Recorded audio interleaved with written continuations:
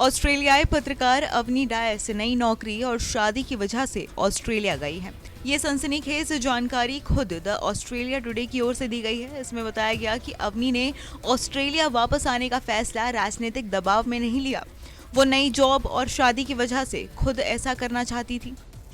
ऑस्ट्रेलियाई पत्रकार अवनी डायस इसी महीने की 20 तारीख को भारत से रवाना हो गई थी। अवनी ने दावा किया था कि भारत सरकार ने उनका वीजा नहीं बढ़ाया और वो यहाँ ऑस्ट्रेलियन ब्रॉडकास्टिंग कॉरपोरेशन की साउथ एशिया प्रतिनिधि के तौर पर भारत में काम कर रही थी। अवनी ने यह भी आरोप लगाया था कि भारत सरकार उन्हें चुनाव कवर नहीं करने दे रही है। इसके बाद भारत सरकार ने अवनी के इन सारे आरोपों का खंडन किया और अब ऑस्ट्रेलिया बेस्ड एक न्यूज चैनल की एक रिपोर्ट में भी इसकी पुष्टि की गई है कि सरकार पर लगाए गए सारे आरोप झूठे थे।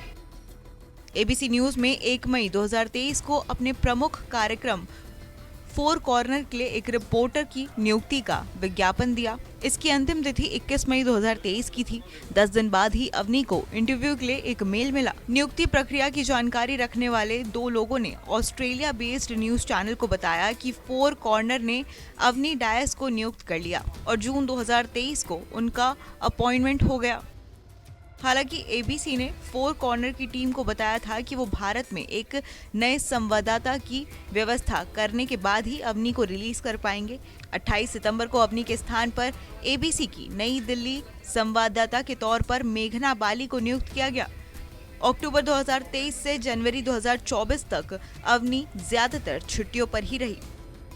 अवनी डायस नई नौकरी मिलने के बाद सिडनी पहुंची और दिसंबर 2023 में श्रीलंकन रीति रिवाज से शादी की। इसके बाद अवनी ने मालदीव्स में ही हनीमून मनाया, जिसके बारे में उन्होंने खुद अपने सोशल मीडिया पर पोस्ट में जानकारी दी थी।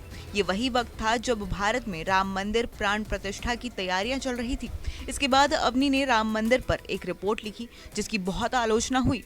खास तौर पर भारतीय ऑस्ट्रेलियाई प्रवासियों ने तथ्यात्मक अशुद्धियों के लिए इस रिपोर्ट की आलोचना की। आपको यह भी बता दें कि जनवरी 2022 में नई दिल्ली में दक्षिण एशियन ब्यूरो में शामिल होने के बाद अवनी डायस के पास विदेशी पत्रकारों को दिए जाने वाला J1 वीजा था। उनकी संदिग्ध रिपोर्ट के बावजूद सरकार ने 2023 में उन्हें फिर से विस्तार दिया था। ऑस्ट्रेलिया बेस्ड न्यूज चैनल से बातचीत में भारतीय विदेश मंत्रालय के 2 लोगों ने बताया है कि अवनी डायस ने 18 अप्रैल को वीजा फीस भरी थी। उसी दिन उनका वीजा जून के अंत तक के लिए बढ़ा दिया गया था।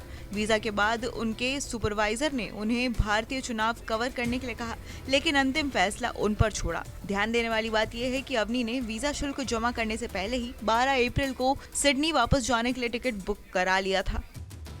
अवनी ने सोशल मीडिया पर एक और दावा किया था। इसमें कहा गया था कि उन्हें भारत को छोड़ना पड़ा क्योंकि उनसे कहा गया था कि सरकार आपका वीजा रद्द कर देगी।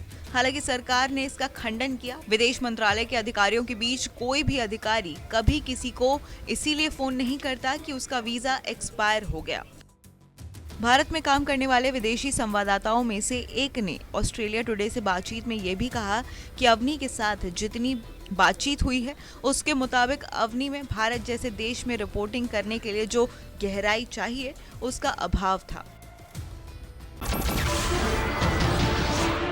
नमस्कार, मैं हूं मानक गुप्ता। अगर आपको हमारा ये वीडियो पसंद आया हो तो इसे लाइक और शेयर जरूर करें और हाँ, हमें सब्सक्राइब और फॉलो करना ना भूलें ताकि आप देश और दुनिया की कोई खबर मिस ना करें। तो जुड़े रहिए हमारे साथ और देखते रहिए न्यूज़ 24।